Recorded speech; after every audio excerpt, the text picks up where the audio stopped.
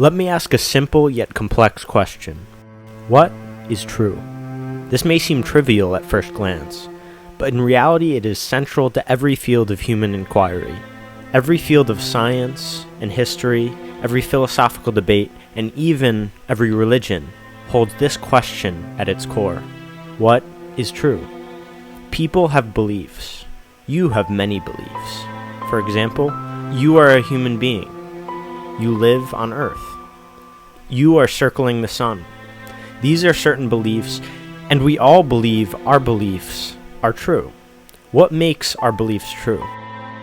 For something to be true, it simply has to be in accordance with reality.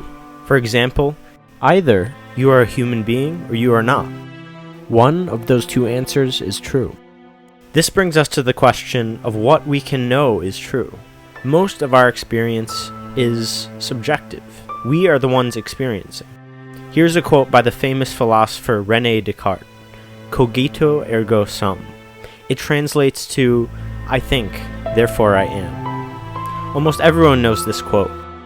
All it is really saying is that the fact we are conscious is conclusive proof that we exist. Our consciousness is really all we actually experience. Everything you see, feel, touch, hear, exist in the realm of consciousness inside of your mind. This is why the fact that we exist is all we can know with 100% certainty.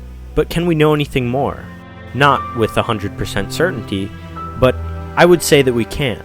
Every important field of rational inquiry makes use of justified and unjustified assumptions. These assumptions lie at the base of most of our fields of study. Most of the time, they are axiomatic to what we believe. Here are two claims, one being justified and the other being unjustified. It will be clear what I mean by these words. 1. The sun will rise tomorrow as the earth continues to rotate. This is a justified thing to believe. For example, the sun rose today. It rose yesterday, it rose last week, and every day of your life so far. If you've taken a basic science course, you know that the Earth has been rotating for billions of years. There is no reason for you to believe that it would stop overnight. Here's a second claim. This process, overnight, will stop, and the sun will no longer rise, and it will be dark where you live forever. This is an unjustified claim. This claim is not in accordance with the evidence, and it will likely never be. So how does this relate to René Descartes' notion, "I think, therefore I am"? Well, if all we can actually know is that we exist, then there's no point in studying anything or trying to understand the universe. This being said, it is a justified assumption to believe that our experience of the world is real.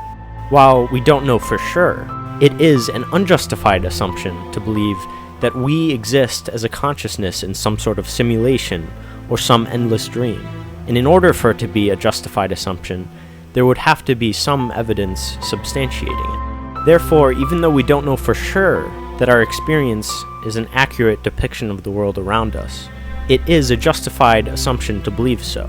This is important to keep in mind when answering any question about the world. Just because you cannot know something with 100% certainty doesn't mean you can't know something with a little bit of uncertainty. This brings me to the nature of science and the theory of logic. Science at its base relies on evidence. This is the fundamental assumption of science. It's based on observation, experimentation, and mathematical analysis of the evidence. Science is also tightly bound to a self-consistent theory of logic. Logic is largely based in deduction and induction. Deduction is when a series of claims that we know to be true are used to prove with certainty a new claim that we don't know to be true. Induction is using certain pieces of evidence to show that a claim is likely to be true. Science, logic, and reason are used in the real world, and while they are self-consistent on paper, they are also self-consistent in the real world. If you are in the developed world, look around you. Almost everything you see probably has a basis in science. Without science, we'd still be in the Dark Ages, and all we have relied on is an honest evaluation of evidence. We use these methods to answer questions, important questions, and as it seems certain, questions have right and wrong answers. Is there a God? The answer is either yes no, or something in between? Where do we come from? Why does the universe exist? How can we increase well-being in this world? All of these questions have right and wrong answers. This video is a plea for reason, skepticism, and humility. It's a plea for honest evaluation of the evidence. These are the only ways we will truly understand what is true and better understand what we cannot know. Too often we rely on ideology and indoctrination without evidence to base our beliefs on. These are problems. We need to do away with indoctrination and do away with simple ideologies to start the search for the truth. This is why I made this video. Have a good day. Hey, I'm Kendall Butler. This was my first video. I may have had some trouble articulating my points, but I think it came out fine. If you disagree with me at all, please leave a comment below. There are further readings on Descartes, logic, and the nature of science below. Please subscribe for more content in the future.